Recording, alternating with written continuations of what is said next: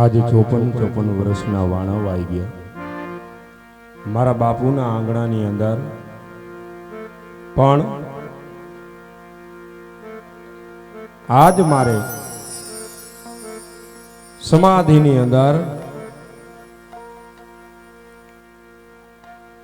કહેવત છે ને કે જે માણસનું જન્મ છે ને એનું મરણ તો એક દી નિશ્ચિત છે. પછી દેવ હોય, દાનવ હોય, માનવ હોય, કોઈ પણ ને આ મૃત્યુ લોક છોડી સ્વર્ગ તરફ પ્રયાણ કરવા પડે છે. એમ આજ મારું જે આ ધરતી ઉપર કાર્ય હતું ને કાર્ય મેં આજ પરિપૂર્ણ કર્યું, અને કાર્ય પરિપૂર્ણ કરી 54 વર્ષના વાણા વાઈ ગયા મારા બાપુના આંગણાની અંદર. મારા બાપુને મેં દ્વારકાની અંદર કોલ દીધો હતો કે બાપુ, જેથી મારો સમય પરિપૂર્ણ થાય તેથી મને હસતા મુખે સમાધિની રજા દેવાની. તો અત્યારે ચોથો પોર ચાલી રહ્યો છે. બાપુ ભર નિંદ્રાની અંદર રંગમહેલની અંદર સૂતા છે. તો બાપુને એવું સપનું આપવું એને જાણ થાય કે આજ મારો રામદેવ સમાધિ લઈ રહ્યો છે. જાણ કર્યા વિના દુઃખ થશે, જાણ કરશે તો. કારણ કે જેના પ્રેમની અંદર બંધાઈ જાય ને પછી એક દી એને મૂકવા પડે ને બહુ દુઃખ લાગે. દોયલી વેળા આવે, બુઢાપાની અવસ્થા હોય, જવાન કંદોદર જેથી વિયો જાતો હોય તેથી બાપને બહુ દુઃખ લાગે. પણ મારે હવે જવું પડશે, કારણ કે હું જઈશ નહીં તો સ્વર્ગ લોકની અંદર મારી વાટું જોવાય છે. બાપુને સપના આપું, કારણ કે પરિવાર આખાને સંભાળશે બાપુ. ગળ ગળતી માં જમરા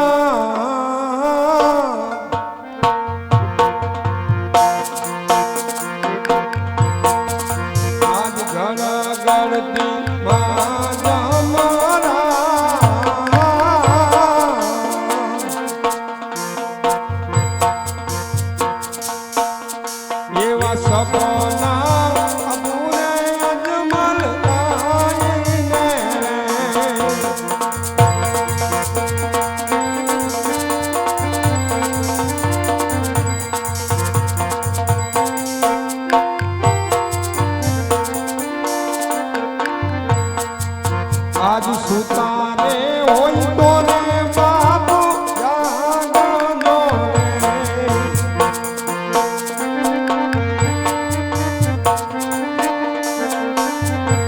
જાઓ માર સમાધિ મોના, આજ સુતારે હોય તો રે બાપુ જાગનો રે.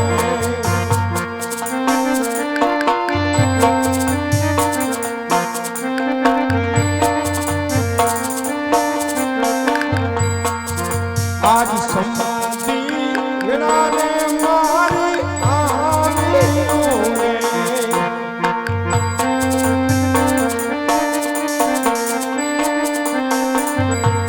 જાઓ મારે દેવ લોકની માં, આજ સમાધિ વેળાને મારી આવ્યું રે.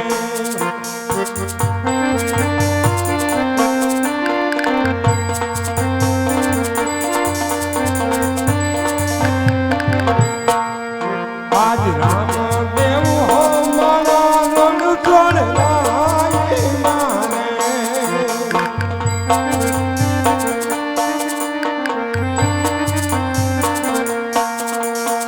અને ઘોડો બનો ગરુડ ને સરું, આજ રામદેવ મારા રણ છોડલાય મારે.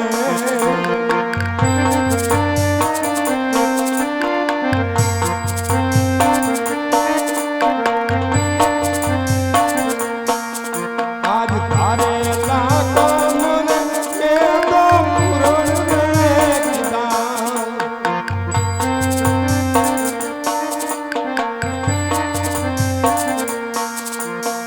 વચન એની ભાવો યજમાન રામ જાણેલા કામ મળે ને તો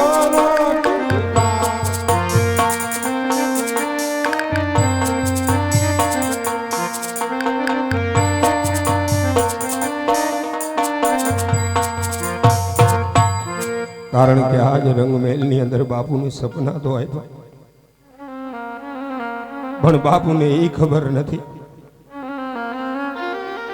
કે હું કોણ છું અને જેના આંગણાની અંદર જેદી કંદોતર વિયો જાય ને એ બાપને ખબર પડે વેદના એ જનેતાને ખબર પડે કે મારા આંગણાની અંદરથી આજ મારો હાવ જ વિયો જાય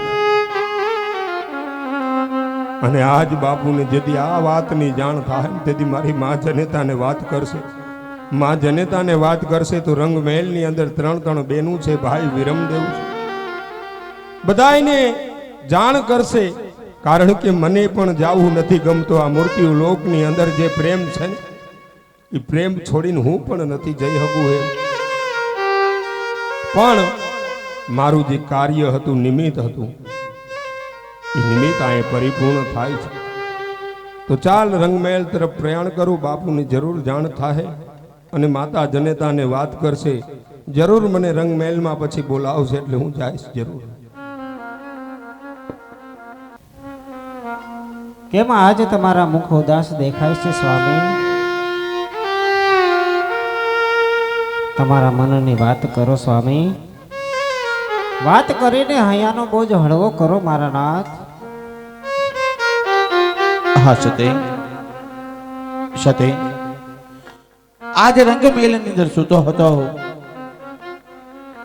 મારો બાળ રામદેવ આજ મને સપના આપી અને કહે છે કે બાપુ આજ મારો સમાધિનો વખત આવી ગયો આજ મારી 54 વર્ષની લીલા પૂરી થાય છે બાપુ હવે મને સમાધિની રજા આપો તો સતી રાણી આ વાત માનવા હું તૈયાર નથી કે મારો બાળ રામદેવ સમાધિ લેતો હોય એવા મને સપના રૂપી દર્શન આપે છે સતી આજ મારા બાળ રામદેવને બોલાવો મારે આજે એના મુખથી વાત સાંભળવી છે કે બેટા રામદેવ કેમ આજ મને સપના આપે છે કેમ આજે સમાધિની રજા માંગે છે સતી આજ મારા કુંવરને બોલાવો મારે એની વાત મુખથી સાંભળવી છે સતી રાણી મુખથી સાંભળવી છે હા સ્વામી હે આજ માતાના હે બોલાવ્યા રામદેવ આવજો રે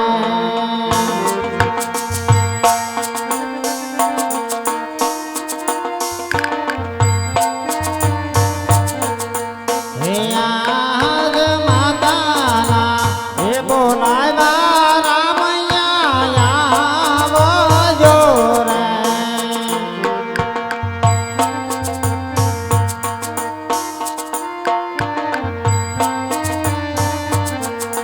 હે આવજો રાજાને દરબાર માતાના હે બોલાવ્યા કુંવર મારા આવજો રે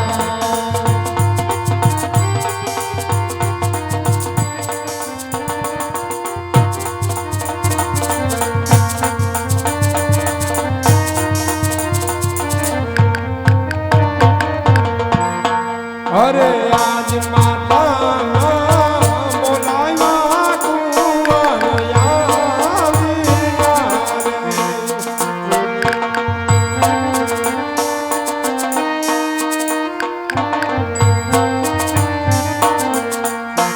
આવ્યા આપને મહેલ આજ માતાના બોલાવ્યા કુંવર આવ્યા રે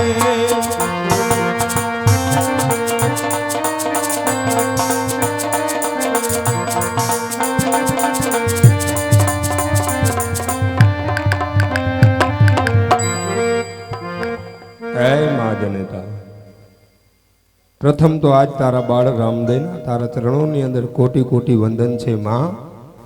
હા બેટા. અને માં અત્યારે મને બોલાવવાનું કારણ શું માં? બેટા રામદેવ,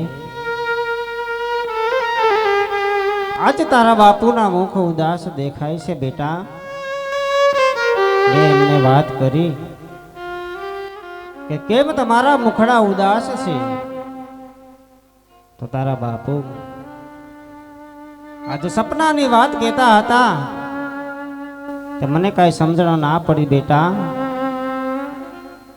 આજ કામ તો તારા બાપુને પડ્યા છે, તે ગાંડી ઘેલી વાતો કરે છે.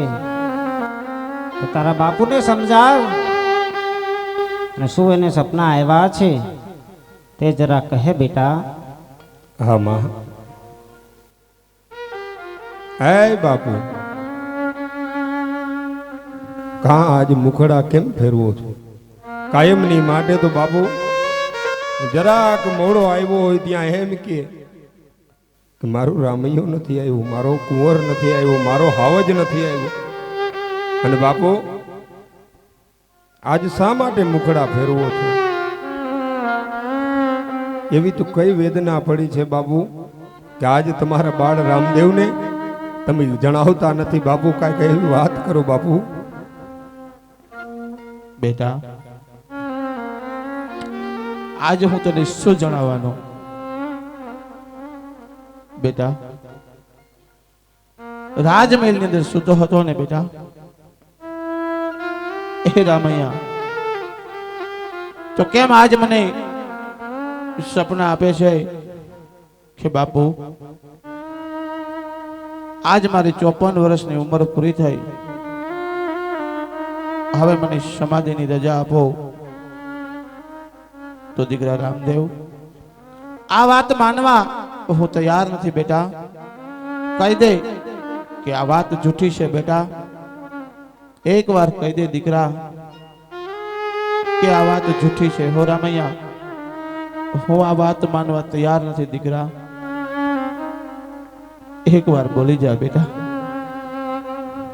નહીં બાપુ, કારણ કે આ તમારો પ્રેમ એવો છે ને બાપુ, હું પ્રેમ ને લાગણી ને હદું છોડી શકું એમ નથી બાપુ. કારણ કે આજ જે તમને સપનું આવ્યું ને બાપુ, એ સપનાની અંદર તમને જે બાપુ મેં જે વાત કરી ને એ માટે વાત કરી બાપુ. કારણ કે તમે આ ઘરના એક મોભી છો, ઘેઘુર વડલા સમાન છો બાપુ. જે કાંઈ વાત કરું ને બાપુ એ તમને વાત કરવી પડે. અને આજ 54 વર્ષના બાપુ મારા વાણા વાઈ ગયા, જે આંગણાની અંદર રહીમાં હોય અને જેથી બાપની બુઢાપાની અવસ્થા આવે અને એની જેથી સેવા કરવાનો મારો સમય આવે